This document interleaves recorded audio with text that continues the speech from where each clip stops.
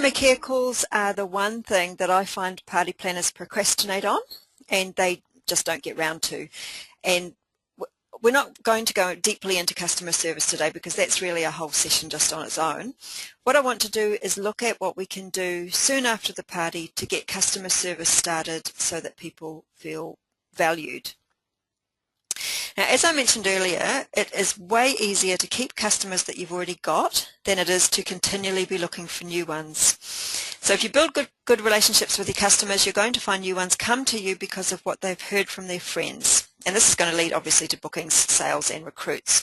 Now, it's important to know that this doesn't always happen immediately, but it will happen in time. And if you keep on to it, it's going to become a very big part of your business. Now, customer service is something that all of us can probably improve on, apart from the people that already do it religiously. But you need a system or it's just not going to work.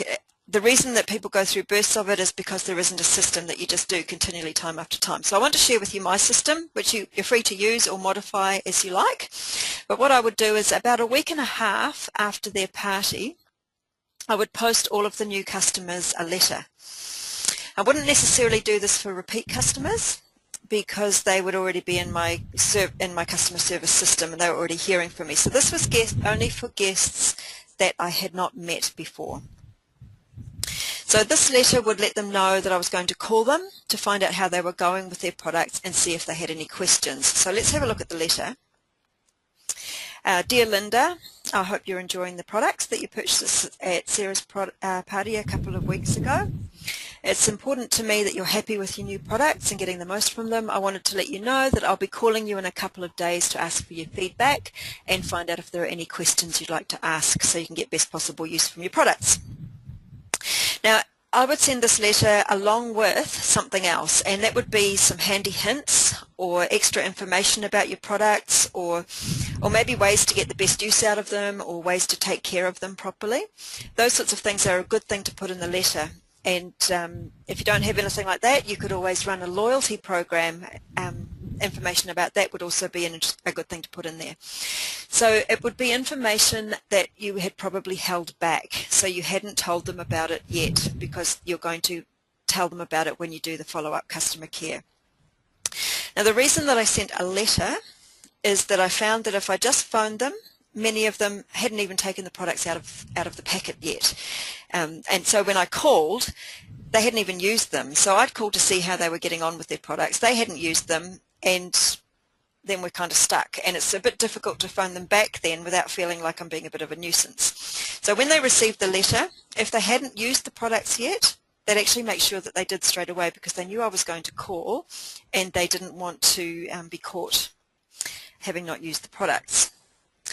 Now, a few days after that they've received the letter, then I would phone them, and they were expecting me by then, and they had some questions if appropriate, and most of the time it was actually fun, because they would tell me how much they loved the products. They'd start gushing about the products, and that was great. But every now and again somebody would tell me that they were not happy or that there was something wrong with their product. Now, it's important that you're never afraid of having a customer tell you that they're not happy or that there's something wrong. Most customers who are not happy are not going to call you about it. All they're going to do is throw the product in a cupboard and then just think it was a waste of money. So what they do in that case, though, is they normally talk to everybody else. Now, we're talking about word of mouth. We want positive word of mouth. So it's really important we get in first, sort the problem out so that they can stay happy. Remembering that this, what people say is more important than what we can ever say. That makes it very, very important. So if you can make an unhappy person happy, they will tell everyone about that, and they'll tell double the number of people, because it's such a surprise to people when they're looked after well. So the benefits of sending a letter before the phone call are that people will use your products straight away. And if you've ever had the situation where people haven't used your products, this gets them using them, which is important. The phone calls will be very short, and we've talked about phone calls in another session where I suggested writing a letter. It makes your calls really short. You can get through them really quickly. And people often order something else or book a party or even ask about the business. But remember that when you make these calls, you must not ask for business unless it becomes appropriate. These calls have to be relationship building, and people don't like it if they think that you're not calling because you're interested in them, but simply calling trying to get a sale. It's really important. Now, I know that this might sound like a lot of work, calling all the customers, but it's not really if you've got a system that you stick to. So when you get into the routine, it's actually possible to do 15 or more calls in an hour. So remember that they know you're calling and they're ready. It's not going to be a long chat, it's just touching base. And the number of new customers you have in a week may not even be that high because a lot of people will be repeats.